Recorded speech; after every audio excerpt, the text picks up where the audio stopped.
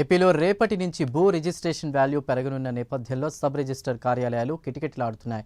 Registration విలువ పెంపును దృష్టిలో ఉంచుకుని క్రయ విక్రయదారులు సబ్ రిజిస్టార్ కార్యాలయానికి క్యూ కడుతున్నారు. మామూలు రోజుల కంటే కూడా గత 2 రోజులు అధికంగా రిజిస్ట్రేషన్లు జరిగాయంటున్న Akkayyapalem sub register D Venkata నారాయణతో మా విశాఖ ప్రతినిధి Avatar Yadav face to face. ఫిబ్రవరి 1వ తారీఖు నుంచి భూ రిజిస్ట్రేషన్ వాల్యూలు పెరగనున్నాయి. ఈ నేపథ్యంలో గత 2 రోజుల నుంచి రిజిస్టర్ ఆఫీసులు అయితే ఖాళీ లేవు. ఈ 2 రోజుల నుంచి ఎన్ని రిజిస్ట్రేషన్లు జరిగాయి, ఆ భూ వాల్యూ ఎంత పెరగనుందని సమాచారం తెలుసుకోబడ్డు. మనతో పాటు Akkayyapalem sub register D Venkatanarayana గారు ఉన్నారు. ఆయన అడిగి తెలుసుకునే ప్రయత్నం చేద్దాం. సార్ నమస్తే సార్. ఈ 2 రోజులు బట్టి ఎటువంటి రిజిస్ట్రేషన్లు అయ్యి, ఎన్ని రిజిస్ట్రేషన్లు అయ్యి, భూ వాల్యూ ఎంత పెరగనుంది? మనకి ద్వారకా నగర్లోకి వచ్చేసరికి ఫామ్ 1, ఫామ్ 2 రెసిడెన్షియల్ అండ్ కమర్షియలే ఉన్నాయి. రెసిడెన్షియల్లో మొత్తం మనకు మినిమం 35 నుంచి 65 వరకు ఉన్నాయి స్లాబులు, 9 స్లాబులు. అలాగే కమర్షియల్లో మనకి 50,000 నుంచి 105 వరకు, అంటే అక్కడ ఇక 7 స్లాబులు ఉన్నాయి.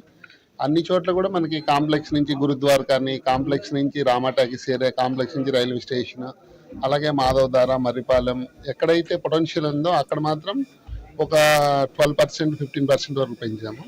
అలాగే గ్రోత్ రేట్ తక్కువగా ఉండి తక్కువ అవుతున్నటువంటి కప్పరాడ కానీ, ఆసివానిపాలెం కానీ, కాస్త రూరల్గా ఉన్నటువంటి బ్యాక్గ్రౌండ్ ఏరియాస్లో మనము 5% నుంచి ఒక 9% వరకు పెంచడం జరిగింది.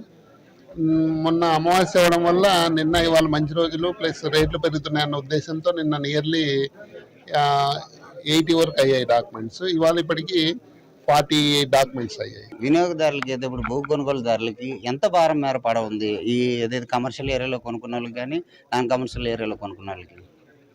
మనది సిటీ లిమిట్స్ కాబట్టి కొంచెం స్టాగ్నెంట్ ఏరియా. ఇక్కడ మ్యాక్సిమము ఒక 5,000 నుంచి 9,000 వరకు పెరిగే ఛాన్స్ ఉంది. అంటే 40,000 ఉన్నది ఒక 10,000, ఒక 10% పెంచితే 4,000. అలాగే 60,000 ఉన్నది ఒక 10% పెడితే 6,000 వరకు, మ్యాక్సిమం 10,000 లోపే పెంచడం జరిగింది.